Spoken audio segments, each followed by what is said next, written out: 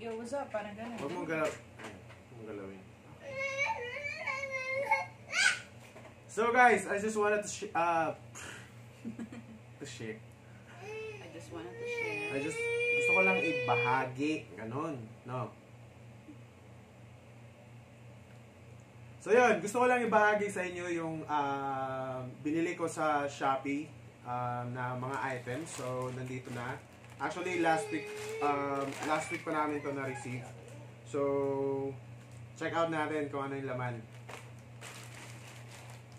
But, before we start unpacking these packages, disinfect po muna natin.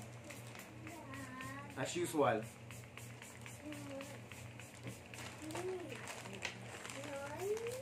So, just to make sure guys na hindi tayo papasukan ng virus, lahat ng mga package or parcel na matatanggap po natin ay i-disinfect po natin lahat. Or anything na pinamili natin sa labas, just to make sure i-disinfect po natin para iwas virus.